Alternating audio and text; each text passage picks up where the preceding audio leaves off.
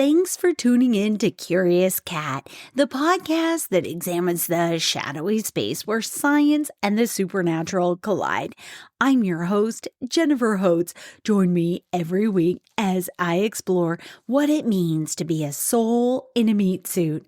Welcome to Curious Cat.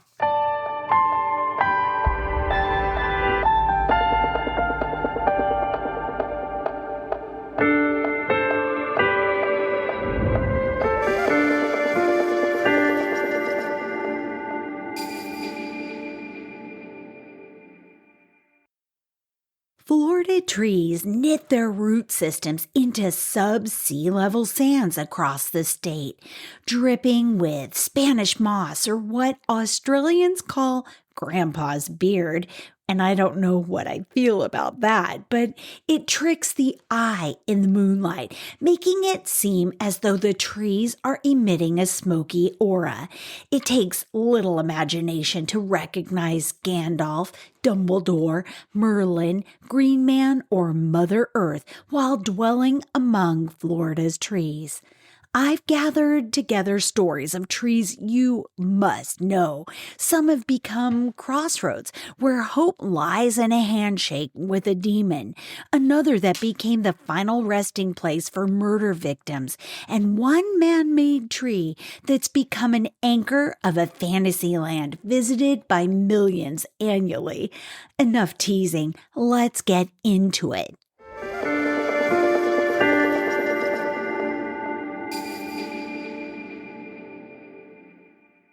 FloridaTrailblazer.com shares his experiences with boots-on-the-ground exploration of the state.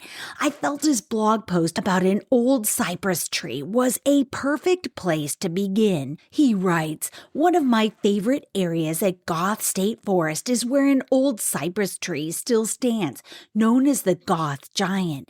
There's a trail and boardwalk that leads you to this majestic tree that's estimated to be over 900 years old.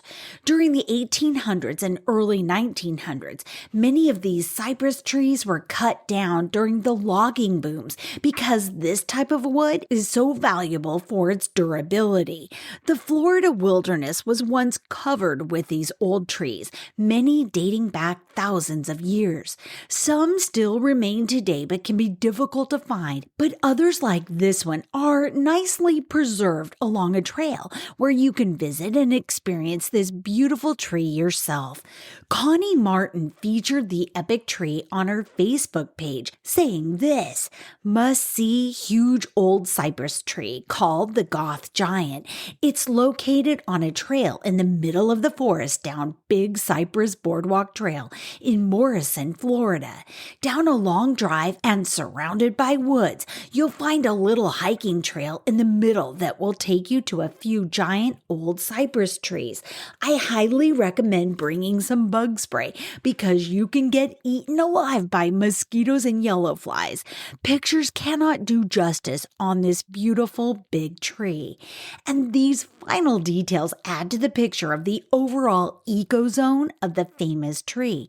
"Everything is tourable," writes this. "The part of the forest we visited is a transitional zone between longleaf pine flatwoods and floodplain swamp. The vegetation in flatwood is mostly longleaf pines and palmettos, but the swamps have more water-loving plants and depend on animals to bring nutrients from the swamps further upland by pooping. That's a scientific term, they joke. The point of the visit was to see an enormous cypress tree called the Goth Giant. This tree is over 900 years old, stands 105 feet tall, and is 9 feet in diameter. 9 feet! It lives at the end of a boardwalk built through the swamp, so you can walk over to it without soaking your shoes. So what makes this cypress so big and special? That's the kicker, y'all. It didn't used to be special. Florida's swamps used to be populated with these enormous cypress trees, but our voracious hunger for lumber has decimated most of the old-growth cypress forests. This tree was left standing not because of its magnificence, magnificence, but because it was too gnarled and knotty for straight lumber. So how's that for a thought? Florida would have had its own redwoods if the conservation movement had taken hold down south like it did out west. So we just have to appreciate what's left and hope that development in Florida doesn't destroy the treasures still standing. Okay, I hope you've enjoyed learning more about Orlando in general in the central part of Florida in the last few episodes.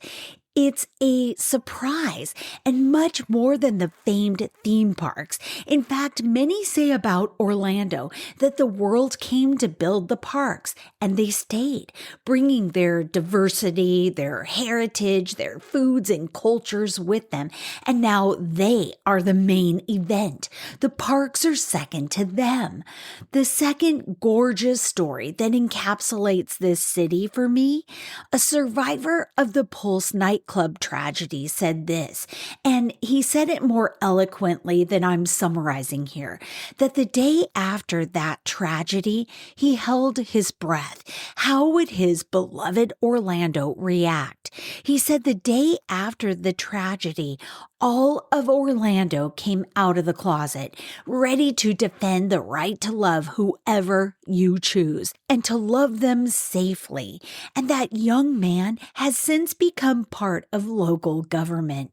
Orlando, too, is home to significant trees. I looked to the city's parks department and found some gems. Big Tree Park, okay, likely between 350 and 400 years old. The oldest tree known in Orlando is located at Big Tree Park. Live oaks can live for centuries. And then there's this, a 50-acre botanical oasis, Lou Gardens, features huge camphor trees. Native to China and Japan, camphor trees were introduced into Florida in 1875 and are able to displace native trees and plants. Okay, there's another significant tree on the garden grounds. It's a tree many visitors overlook because it's kind of puny right now, but it rests on an expansive lawn that tumbles down to Lake Rowena, and it's called the Peace Tree. It's a young tree that was spliced off a tree that stands in the heart of New York City, where many lost their lives on 9/11. It was sent to the city of Orlando soon after the Pulse nightclub tragedy to stand as a beacon of hope while the gay community and the city healed. Over 200 years old is the Mayor, a live oak at Lock Haven Park that has survived despite limb breaks in 2008 and 1998. The FloridaHotelStay.com shares what they call an iconic road trip centered around Florida's famous trees. Okay, it's a road trip and trees. I'm in. Who's with me? Here's their description. If you're still on the fence, Juliana writes, Florida is full of natural wonders like historic landmarks and beautiful beaches. It's a great place for a Florida famous trees road trip. You can find iconic trees like the southern live oak in many gardens and conservation areas. Duke Gardens, for example, covers 55 acres and has 5 miles of pathways. Visitors can explore Florida's natural heritage by taking Florida tree walks. These walks offer a unique experience and let you see the state's famous trees up close. The trip covers about 600 miles. It starts in Jacksonville and goes to Lake Wales, Naples, and ends in Miami. Along the way, you'll see many gardens and conservation areas like the North Carolina Botanical Garden. This garden conserves over 1,100 acres of gardens and conservation areas. Florida has a rich history, stunning landscapes, and a vibrant culture. It's the perfect place for a road trip adventure. Exploring the state's iconic trees is a great way to experience it. Florida boasts some of the most historic and iconic trees in the U.S. Many of these trees are centuries old. They're a key part of the state's natural heritage, shaping its landscape and ecosystem. For example, Florida live oaks can live between 200 to 2,500 years. The Fairchild oak is about 650 years old. The Old Senator is around 650 years old also. These trees are not just old, they also support a wide variety of life. They've been important to Florida's history, serving as landmarks and meeting spots for early settlers and native tribes. It's vital to protect these trees for Florida's ecosystem and heritage. The state is working to save them through parks and nature reserves. Visitors can see these trees at places like Big Tree Park in Longwood. This park has a boardwalk with some of the oldest and largest cypress trees known. By visiting these parks and learning about conservation, we help these trees and the ecosystem they support. The iconic trees of Florida are a big part of the state's identity now. By understanding and valuing these trees, we learn more about Florida history, culture, and nature. They sold me. I want to go on a road trip and look at trees. There's some ancient live oaks in St. Augustine. These trees have been around for centuries, showing the area's rich history. Visitors can walk among the top tree walks in the state of Florida, like the Old Senator Oak and Treaty Oak Park, to see these trees' beauty and importance. The Old Senator Oak is over 600 years old. We mentioned it earlier, but here's some more details about it. It's seen the city grow from Spanish colonialization to today.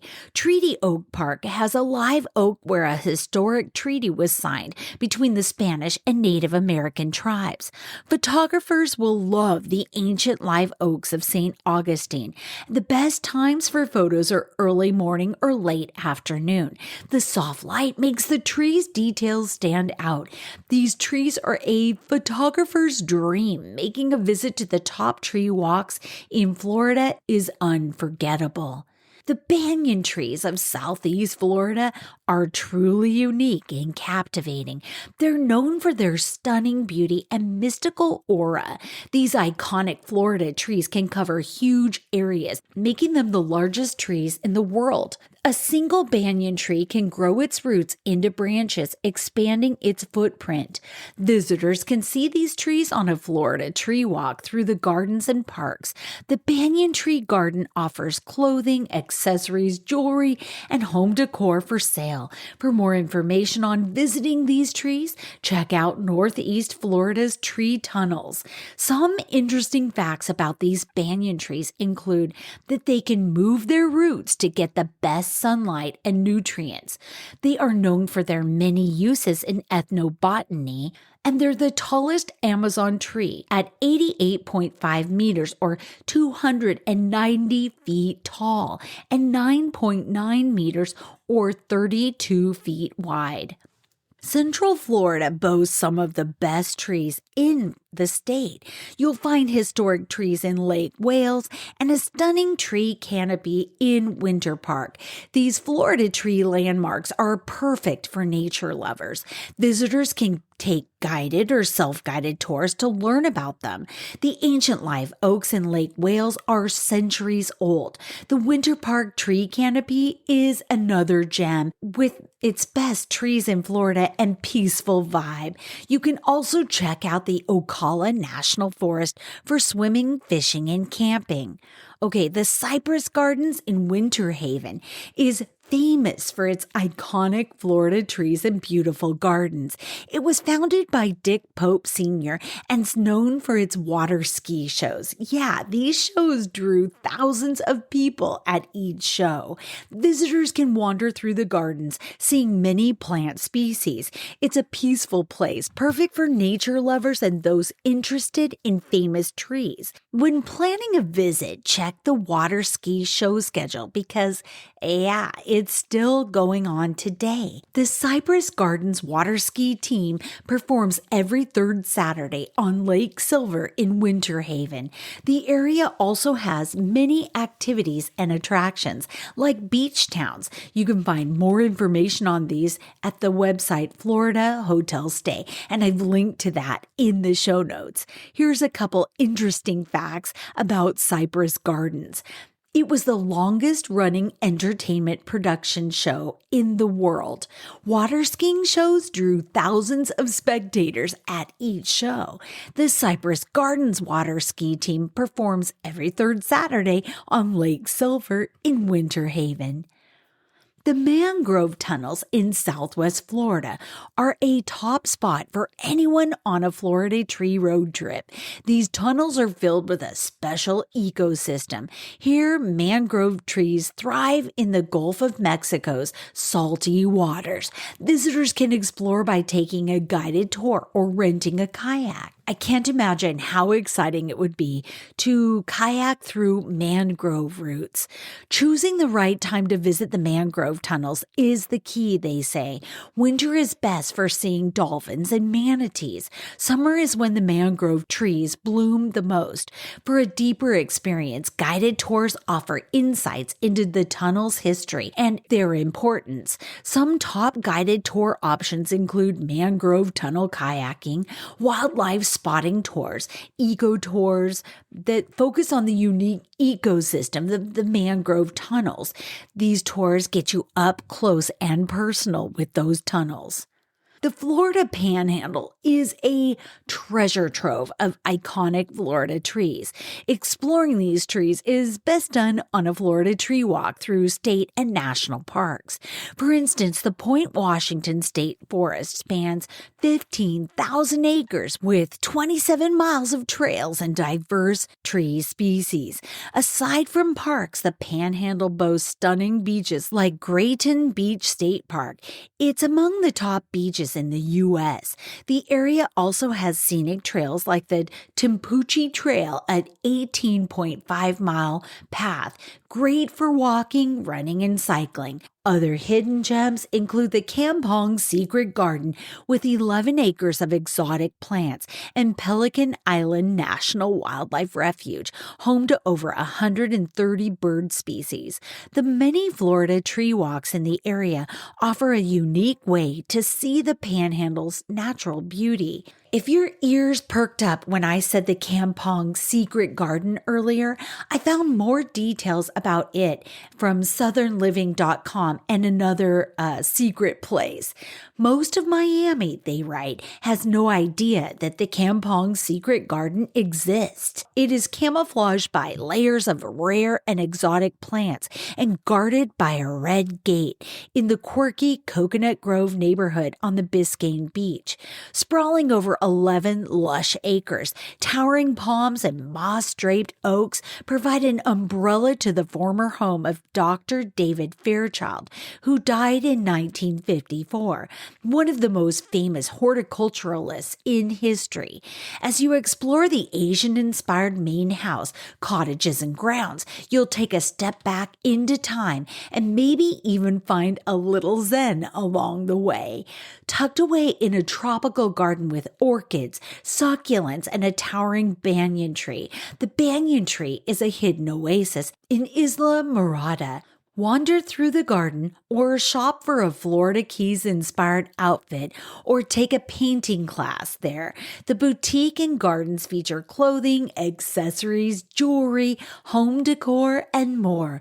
On the second Thursday of every month, show up for the Creative Plant Night, where you can design terrariums and flower arrangements with new friends. We are stepping into the misty end of summer, aren't we? And I'm craving more Halloweenish tree tales or stories that you can imagine telling over a campfire that you shrugged off as kind of interesting while you chomped a s'more. But then when you were alone in your sleeping bag, they kind of freaked you out, getting under your skin. Hi, I'm Derek Condit with Mystical Wares. I've recently published 2 books. The first is titled Shungite Unveiled. It's an FAQ and hidden insights to the miraculous mineral called shungite and how it can be used to help save the bees. It also contains chapters on shungite and healing, shungite in plants, the Shungite Grid Project, as well as ways to use shungite with animals and in construction. So it's a large FAQ or accumulation of ways to use shungite in everyday life. Then the second book I released is called Everyday Magic, and it's inspirational stories of intuition and awakening. So it's a collection of 18 short stories that I put together that can help to explain some of the metaphysical aspects of our reality that we're all experiencing. Either of these books are available at mysticalwares.com or Amazon. There's also additional information on how to help save the bees with our Shungite Beehive project. That also can be found at mysticalwares.com, and we appreciate your support.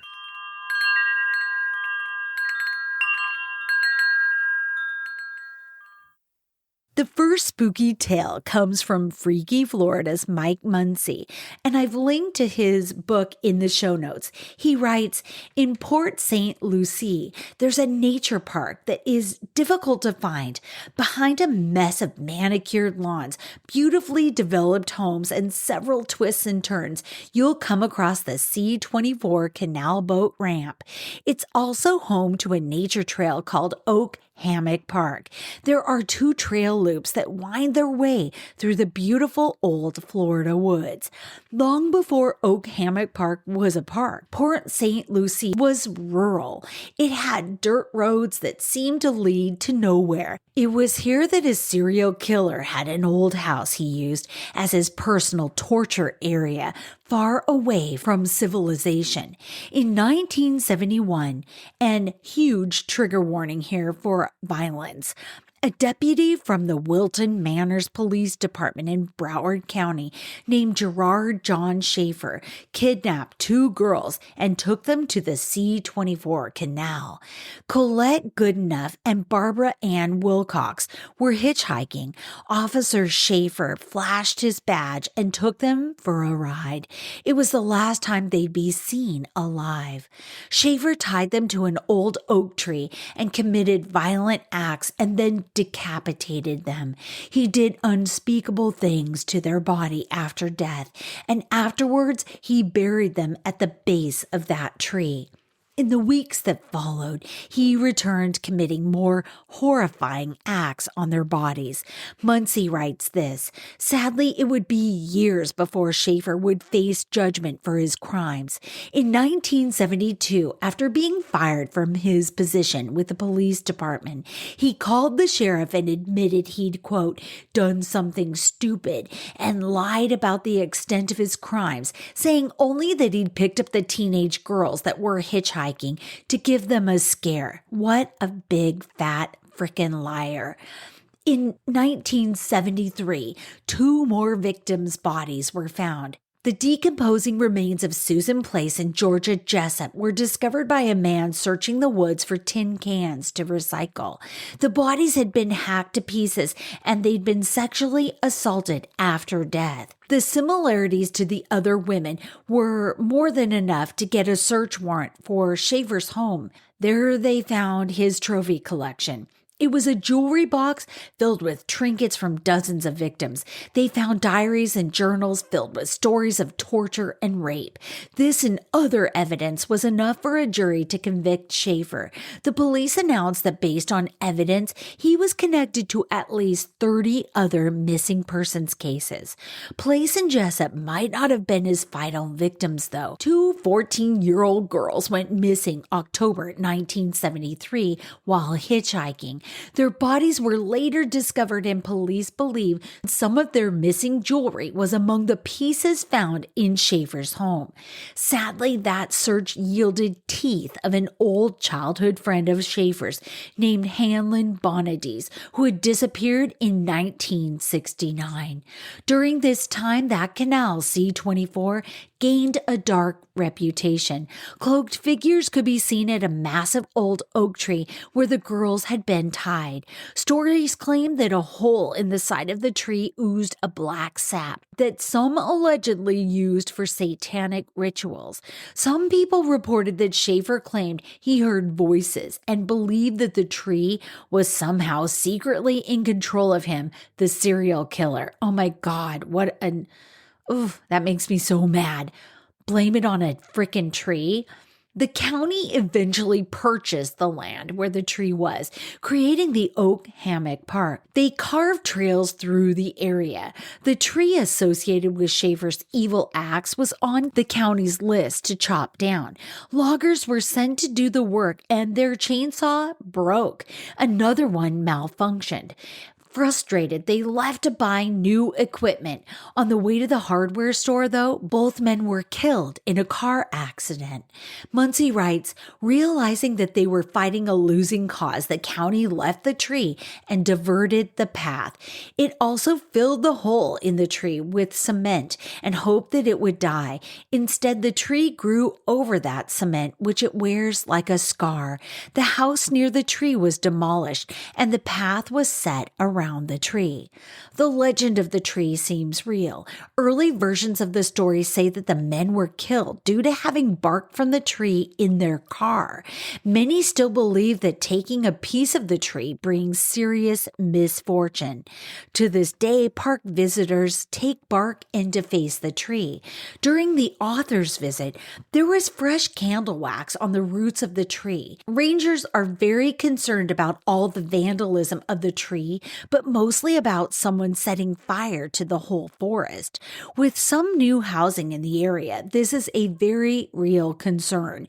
If you do go to Oak Hammock Park, please do so with respect in your hearts for the 2 and possibly more victims of this very sick individual. Offer them solace and peace and enjoy the trails along the C-24 Canal and Old Florida. The next tree legend comes from QuoteV.com's Daddy Basie on the round cypress demon. Daddy writes, in the 1920s, the locals in Seminole County began sharing stories of strange events and happenings in the cypress swamps of the St. Johns River. A majority of the stories seem to center around a particular cypress head, which is a group of cypress trees, and it wasn't long before the legend of the round cypress demon was born. For those not familiar with cypress trees, a cypress head is just a stand of cypress trees. Cypress heads are self-contained ecosystems, with the taller trees reaching for the sunlight in the center and the smaller trees around the edge creating a round cypress. According to the local legend and lore, a demonic witch resided in the depths of the cypress round.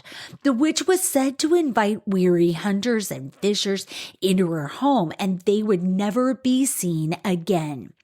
Those who refused her invitation would come home telling stories of being chased from their camps by an unseen force that shook the trees, growled, and belched hot air. This evil being was also said to be a shapeshifter, capable of taking on any form or animal. According to legend, its favorite shape was that of a bob-tailed panther. Interestingly, though, there was an actual bob-tailed panther that lived in the area during the 50s, and several old-timers took credit for shooting the tail off that panther. Those who have visited the Cypress Round in recent years all agree it looks like the perfect home for a demonic witch. However, no evidence of her existence has been found. What has been found are old ceramic jugs, old bottles, and mason jars, all evidence of a long-forgotten moonshine still. One can't help but wonder if the legends about demons and ghosts had been cooked up by the old moonshiners to keep people away from their hooch. To visit this legendary Cypress Round, all you need is a sense of adventure, a boat, snake-proof boots, and a healthy imagination. It is located on St. Johns River in northwestern Seminole County between Blue Spring and Lake Monroe. Weird Florida gives us the next strange tree in Florida. Titled Searching for Lewis Powell's Head and the Rest of Him, they write, in the Geneva Community Cemetery, beneath the shade of a half-dozen cypress trees, is a rather particular grave containing only a skull. It's all that remains of Lewis Thornton Powell. Whether he was a villain or a hero largely depends on which side of the Mason-Dixon line you're on. Lewis Lewis Powell, you see, was a Florida Confederate soldier and a conspirator in the assassination of Abraham Lincoln. Lewis Powell was the youngest son of Reverend George and Caroline Patience Powell's 8 children. The family had lived in Alabama and Georgia before settling in Live Oak, Florida. At the outbreak of the Civil War, the 17-year-old Lewis enlisted in the 2nd Florida Infantry in Jasper. 2 weeks after arriving at the hospital, he made his way to Virginia, where he joined Mosby's Rangers of the 43rd Virginia Cavalry Battalion.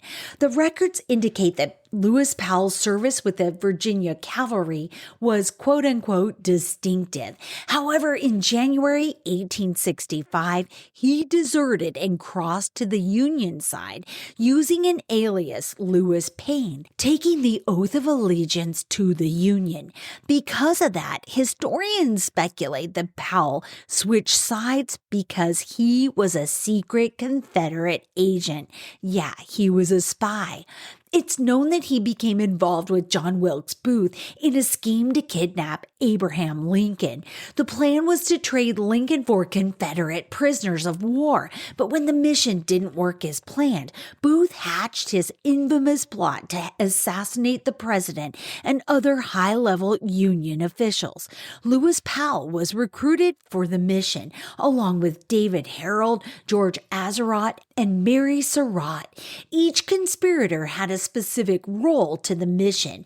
Booth was to shoot the president at the same time that Powell was to kill William Seward. And you may recognize that name, Seward, from Alaska geography. He was the current Secretary of State. In order for Powell to do his part, he had to go to the home of Seward, who was recuperating from a carriage accident at his home.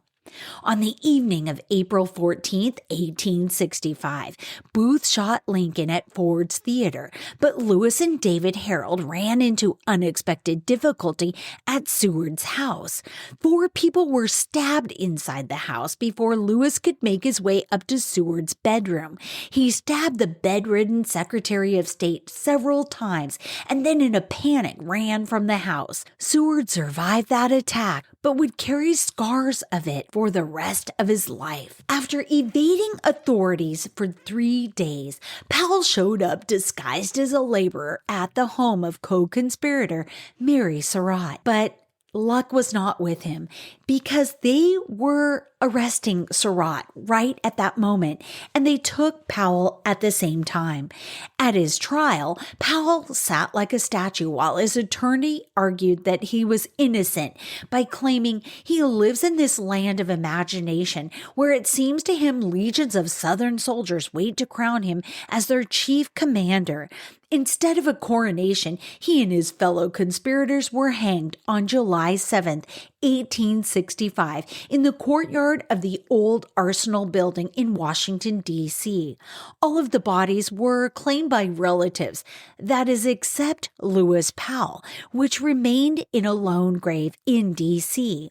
After Lincoln's assassination, Powell's family, fearing retaliation after a Jacksonville newspaper outed them as relatives of the assassination conspirator, moved from Live Oak to the rural seclusion of what is now Oviedo, then in Orange County, Florida.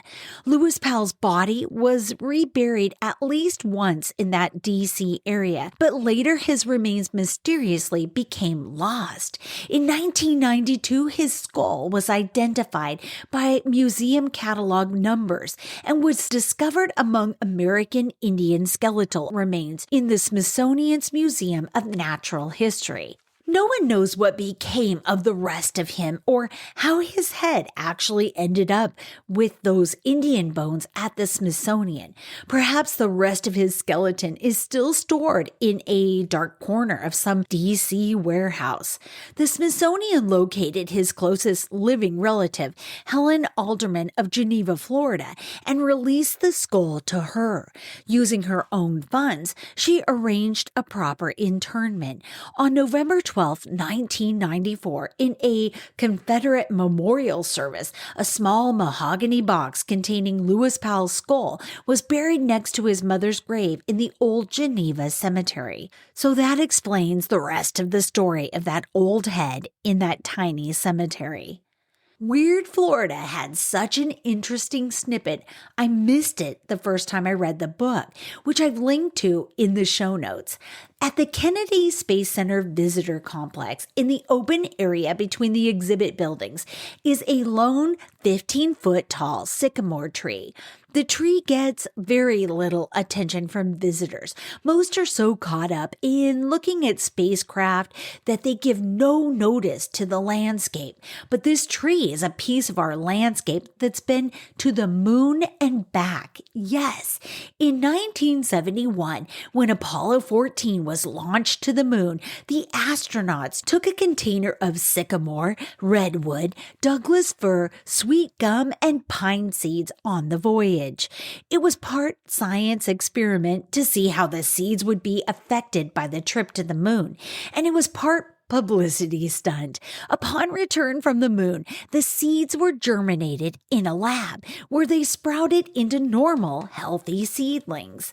In 1975, the seedlings were given to the White House, the Space Center, Valley Forge, Independence Hall in Philadelphia, and many other educational and historic sites. Today, the moon trees are fully grown. However, and this is pretty weird, no one kept good records of the locations, so we don't know where most of the trees are. Presently, only 40 have been found, and there's an ongoing quest to find the others. 5 are in Florida, the one at Kennedy Space Center, 2 in Tallahassee, 1 in Perry, and 1 in Gainesville. I mentioned earlier a tree called the Senator. The Senator was a massive 3,500-year-old bald cypress tree located in Big Tree Park, Longwood, Florida. It was once the oldest and largest bald cypress in the world, but in 2012, it was tragically destroyed by fire. That's usually where most accounts end, so I had to do some digging. By fire, what they mean is Sarah Barnes crawled inside the trunk of the Senator with a friend, and they smoked meth. But it got cold for them inside the old tree. There was a breeze, so Sarah thought it was a good idea to light a fire inside the old trunk. And soon it burned out of control and caught what remained of the old Senator on fire. But here's more information about that tree, the Senator. It was estimated to be 3,500 years old, making it one of the oldest trees in the world. It was 11.27 feet in diameter, the trunk was, according to a Facebook post. It was a prominent feature of Big Tree Park, which I mentioned, and the Senator was a major tourist attraction for generations, predating even Walt Disney World. It was designated a National Historic Monument by President Calvin Coolidge. And then, of course, it was set fire by a woman smoking meth. The Senator's legacy lives on, though, through documentation, through photos, and some of its wood is being used to create art pieces and historical displays. There are even clones of the tree, like the phoenix, that are being preserved. In fact, Lady Liberty, not a clone, a 2,000-year-old cypress tree and companion to the Senator, is about 40 feet from where the old tree caught fire. In Moorhaven, on the west side of Lake Okeechobee, you'll find the lone cypress, a living part of South Florida's past. In 1881, the state wanted to drain part of the Everglades. It was not really an environmentally smart idea, right? But they did it anyway. State officials made a deal with a wealthy northerner named Hamilton Diston to pump out the water in return for a share of the reclaimed land. One of Diston's projects involved digging a canal to connect Lake Okeechobee to Caloosahatchee River. At the head of this canal on Lake Okeechobee was a cypress tree. In 1917, a lock was constructed at the canal entrance, but the lone cypress remained as a landmark, a navigational guide for boatmen on the lake. The cypress tree is still there, and next to it is a plaque that explains its historic significance. Our final story is about one of the most famous human-made trees in the United States, Disney's Animal Kingdom Tree of Life.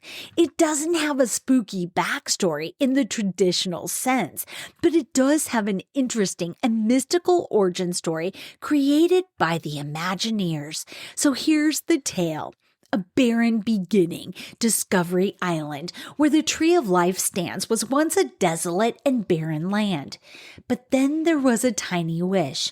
One day a small ant planted a seed and wished for a tree to grow, a tree so large it could provide shelter for all the animals. The ant's wish came true. A tree began to grow, reaching higher and wider until it could accommodate animals of all shapes and sizes from A to Z. As the tree grew towards the heavens, the images of all the animals that found refuge beneath its shade magically appeared in its trunk, on its roots, and its branches. You can even find the carving of that original ant hidden in a knothole along the paths that wind around the tree. Did you like dwelling among the trees for a bit? I sure did too. This is a hard time to be on Earth. I know it is. We need to do what my night yoga instructor said to the class a few weeks ago. As we were sitting in this pigeon pose, it's such an awkward pose if you don't do yoga. We were sitting in it for 6 minutes, and she said, "Be kind to yourself through the discomfort. You matter. You are important and worthy and valuable." And if those are the only kind words you've heard so far this week, well, rewind it and replay it as often as your soul needs. Until next week, stay curious. I love you.